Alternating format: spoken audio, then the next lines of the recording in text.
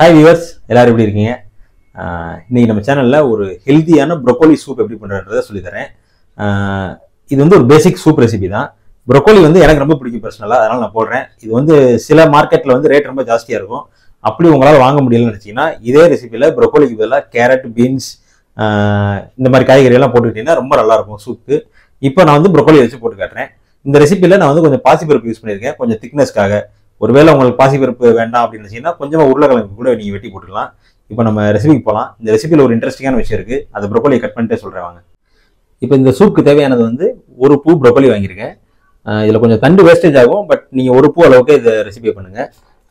ஒரு ஸ்பூன் அளவுக்கு பாசிப்பருப்பு மூங் தால் சொல்லலாம். அது ஒரு கொஞ்சமாக ஒரு பாதி பெரிய வெங்காயம் அளவுக்கு இந்த மாதிரி சின்ன சின்ன நறுக்கிக்கோங்க. காரத்துக்கு தகுந்த மாதிரி ஒரு 3 பச்சை மிளகாய், சின்ன வெங்காயம் ஒரு 10லேருந்து 12 பீஸு, கொஞ்சமாக கருவேப்பிலை, மல்லி இலை கொஞ்சம் நிறையா போடணும். அடுத்து கொஞ்சம் தக்காளி, அவ்வளோதான். இந்த ப்ரொக்கோலி வந்து ரொம்ப ஒரு அருமையான வெஜிடபிள். நீங்கள் குருமாலே போடலாம், சூப்பில் போடலாம், ரொம்ப நல்லாயிருக்கும். இந்த ரெசிபியில் ஒரு இன்ட்ரெஸ்டிங்கான விஷயம் சொன்னேன்ல, அது என்ன தெரியுமா? என் ஒய்ஃப் வந்து ஃபஸ்ட்டு ப்ரெக்னெண்ட்டாக இருக்கும்போது, ஏன்னா செஃப்பாக இருக்கீங்க, ஒய்ஃப் வேலை பார்க்க முடியாதுல்ல, நீங்களே வீட்டில் சமைச்சிட வேண்டியதுன்னு யாரோ ஏற்றி விட்ருக்காங்க போல். அதே மாதிரி பிடிச்சதை கேட்டால் உடனே செஞ்சு கொடுத்துருன்னு சொல்லி யாரோ சொல்லியிருக்காங்க போல். ஆசையாக கேட்டால் செஞ்சு கொடுங்கன்னு சொல்லி இதை என்னை சமைக்க வச்சு படுத்தின ஒரு ரெசிபி. என் பையன் பிறந்ததுக்கப்புறமும் நான் அடிக்கடி வச்சு கொடுத்த சூப் வந்து இதுதான், இந்த ப்ரொக்கோலி சூப். அதனால தான் இன்றைக்கி நான் உங்களுக்காக போட்டு கொடுத்துருக்கேன். ஸோ நீங்களே யாரும் கன்சீவாக இருந்தீங்கன்னா உங்கள் வீட்டுக்கார்ட்ட இதே மாதிரி ஏமாற்றி அவரை செய்ய சொல்லி அடிக்கடி வாங்கி குடிக்கிறதுக்காக ரொம்ப ஈஸியான ரெசிபி நான் எப்படி பண்ணேங்கிறத. இப்போ நம்ம ப்ரொக்கோலியை வந்து இந்த சைஸில் கட் பண்ணி வச்சுக்கலாம். ஸோ ஒன்று போல் கட் பண்ணிக்கோங்க. கொஞ்சம் தண்டு சேர்த்தே போட்டுக்கலாம், ஏன்னா இதில் நிறைய தண்டு இருக்குது. ஏற்கனவே பல வீடியோவில் சொல்லியிருக்கேன், என் ஒய்ஃப் இந்த மாதிரி ரொம்பலாம் வேஸ்ட் பண்ண பிடிக்காதுன்னு. இது சூப்பு தானே, அதனால் போட்டு நம்ம சமைச்சிக்கலாம் இதையும். இப்போ ப்ரொக்கோலியை கட் பண்ணிக்கலாம். ப்ரொக்கோலி கட் பண்ணதுக்கப்புறம் இந்த டொமேட்டோ இருக்குல்ல, இதை வந்து ஜஸ்ட்டு ஒரு 1/4 வெட்டி வச்சுக்கோங்க. ஏன்னா இது நம்ம குக்கரில் விசில் வைக்க போகிறோம், அதனால் அதுவே குழஞ்சி கரெக்டாக வந்துடும். மல்லி இலையும் கொஞ்சம் ரஃபாக கட் பண்ணி வச்சுக்கணும். இந்த சூப் கட்டிங்லாம் பார்த்தீங்கன்னா ரொம்ப ஃபைனலாக வெட்ட மாட்டோம். சூப் சில டிஷ்ஷில் வந்து இலைகள் வந்து பெருசாக இருந்தால் தான் நல்லாயிருக்கும். அந்த மாதிரி இந்த சூப்புக்கெலாம் வந்து இலையை ரொம்ப ஃபைனாக வெட்டக்கூடாது. இந்த மாதிரி கொஞ்சம் பெருசாக வெட்டி வச்சிங்கன்னா நல்லாயிருக்கும். இதே வெட்டியாச்சு. அடுத்து தக்காளி எடுத்து வச்சுக்கலாம். பச்சை மிளகாயை வந்து ஜஸ்ட்டு ஒரு 1/2 அப்படி கிராஸாக வெட்டிக்குவோங்க.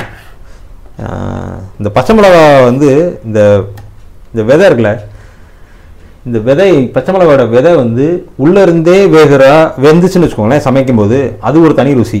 ஸோ அதனால் மீன் குழம்புல என்ன பண்ணுவோம், லைட்டாக கீறி போடுவோம். இந்த சூப்புக்கும் விதை ரொம்ப வெளியில் வர வேண்டாம், லைட்டாக அப்படி 1/2 வெட்டிட்டு போட்டிங்கன்னா நல்லா ருசியாக இருக்கும். இப்போ அவ்வளோதான், குக்கரில் எண்ணெய் ஊற்றி சமைக்க ஆரம்பிக்கலாம். ஒரு ப்ரெஷர் குக்கரில் கொஞ்சமாக கடலை எண்ணெய் ஊற்றிக்கோங்க.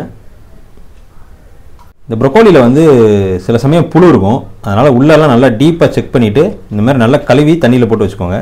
அதே மாதிரி இந்த பாசிப்பருப்பையும் வந்து நான் நல்லா தண்ணி ஊற்றி அலசி வச்சுட்டேன். இப்போ சமைக்க ஆரம்பிக்கலாம். எண்ணெய் காஞ்சிருச்சு. இப்போது கொஞ்சோண்டு சீரகம், கொஞ்சோண்டு முழு மிளகு, நறுக்கி வச்ச பெரிய வெங்காயம், உரித்து வச்ச சின்ன வெங்காயம், பச்சை மிளகாய், கருவேப்பிலை. இப்போது இதை லைட்டாக வதக்குங்க. ப்ரௌன் ஆக வேண்டாம், எதுவுமே லைட்டாக குக் ஆனால் போதும்.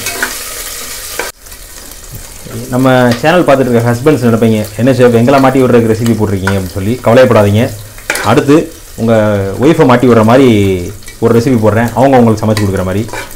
அப்புறம் இந்த சூப்பு வந்து நீங்கள் மிளகை நுணுக்கி போட்டு பண்ணலாம். ஆனால் மிளகு நுணுக்கி போட்டிங்கன்னா கடைசியில் போடுங்க. சூப்பை அமர்த்தி நம்ம ஆஃப் பண்ணி எடுக்கும்போது போடுங்க. ஏன்னா ஃபஸ்ட்டே மிளகு போட்டு சமைச்சோன்னா கசக்கும், அதனால் நான் முழு மிளகு போட்டிருக்கேன். ஹோட்டல் ஸ்டைலில் எப்படி தான் பண்ணுவோம், உங்களுக்கு எப்படி பண்ணுவோம் பண்ணிக்கோங்க. அவ்வளோதான், லைட்டாக குக் ஆகிடுச்சு. இப்போ வாங்க தக்காளி போட்டுடலாம். நறுக்கி வச்ச தக்காளி இந்த மாதிரி கியூப்ஸாக இருக்கும், அதையும் போட்டுக்கோங்க. தக்காளி போட்ட உடனே நறுக்கி வச்ச ப்ரொக்கோலியும் போட்டுடலாம். இந்த ப்ரொக்கோலி கூடவே நம்ம திக்னஸ்க்காக கொஞ்சம் பாசிப்பருப்பு போட போகிறோம்.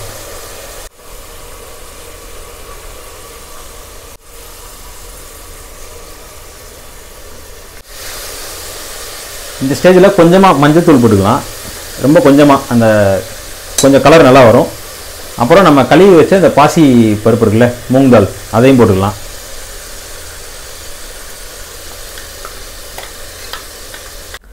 நல்லா கலர்ஃபுல்லாக சூப்பராக இருக்குல்ல. கொஞ்சோண்டு கல் போட்டுக்கோங்க. இப்போது இதில் வந்து ஒரு எப்படி சொல்கிறேன்னா ஒரு 4 பேர் தாராளமாக இந்த சூப் குடிக்கலாம். நம்ம வீட்டில் தண்ணி குடிக்கிற டம்ளர் இருக்குல்ல, அந்த டம்ளரில் ஒரு 3 டம்ளர் இல்லை 4 டம்ளர் தண்ணி ஊற்றலாம். 1 2 3 டம்ளர் ஊற்றிடலாம். பாருங்கள் இந்த அளவு வந்து கரெக்டாக அந்த ப்ரொக்கோலி முங்கி கொஞ்சம் கூட இருக்குது, அந்த அளவுக்கு 4 டம்ளர் ஊற்றிருக்கேன். இப்போ தான் ரொம்ப முக்கியமான மல்லி இலை போட்டுடலாம். இந்த சூப்போட ஸ்பெஷாலிட்டி, அதாவது பொதுவாகவே நாங்கள் எங்கள் வீட்டில் வந்து மட்டன் சூப் பண்ணாலும் சரி, சிக்கன் சூப் பண்ணாலும் சரி, இந்த மல்லி இலை கொஞ்சம் நிறைய போட்டோன்னு வச்சுக்கோங்களேன், ரொம்ப அருமையாக இருக்கும். அவ்வளோதான். ஐயோ பூண்டு போடவே இல்லை பாருங்கள். இப்படி தான் ஏதாவது மறந்துடுவேன் நான் அப்பப்போ.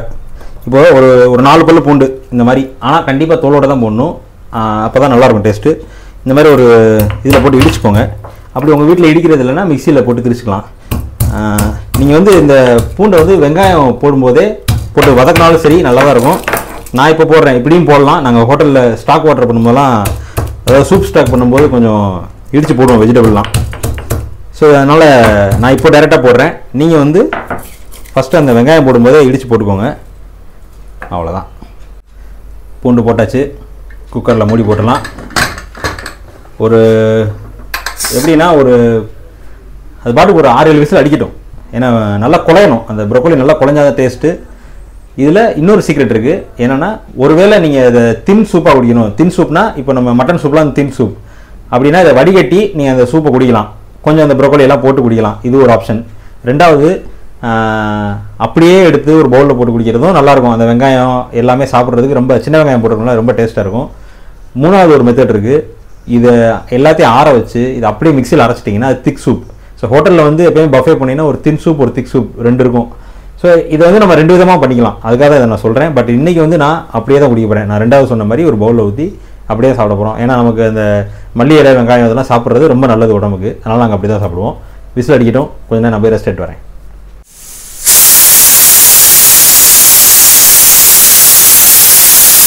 ஆறு விசில் அடிச்சிருச்சு. இப்போ ஓப்பன் பண்ணலாம். அந்த மல்லி இலை போட்டோம் பார்த்தீங்களா, அதோட வாசம் விசில் அடிக்கும்போது வீடே மணக்குச்சு.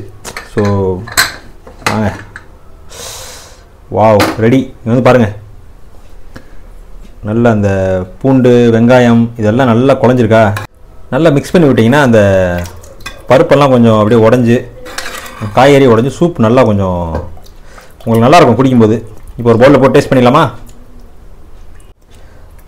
நல்லா லைட்டாக மிக்ஸ் பண்ணிவிட்டு இந்த மாதிரி அந்த காய்கறிகளோடு எடுத்து இந்த பவுலில் போடுங்க. நல்லா இந்த மாதிரி அப்படி வெங்காயத்தோடு போட்டு சாப்பிட்டீங்கன்னா இன்னும் நல்லாயிருக்கும். இப்போது டேஸ்ட் பார்க்க போகிறேன். கம்மன் இருக்குது. சின்ன வெங்காயத்தோடு டேஸ்ட் பார்த்துட்றேன். சூப்பராக இருக்குங்க. ரொம்ப ஒரு ஹெல்தி ஆர்கானிக் ஃபுட்டுன்னு சொல்லலாம். ஸோ வீட்டில் குழந்தைங்க பெரியவங்க எல்லாருமே சமைச்சு சாப்பிட்டு சந்தோஷமாக என்ஜாய் பண்ணிடுங்க. நான் சொன்ன மாதிரியே 3 விதமாக அதை சாப்பிட்லாம். ஒன்று கம்ப்ளீட்டாக ஸ்ட்ரெயின் பண்ணிடுங்க, இல்லை பவுலில் அப்படியே போட்டு இப்போ எண்ணெய் மாதிரி சாப்பிடுங்க. 3வது ஆறுனதுக்கப்புறம் நல்லா மிக்சியில் போட்டு திரிச்சிட்டு திரும்ப அந்த குக்கரில் போட்டு நல்லா மிக்ஸ் பண்ணிவிட்டு திக் சூப்பாகவும் சாப்பிட்லாம். உங்கள் இஷ்டம், உங்கள் கிச்சன். தேங்க்யூ.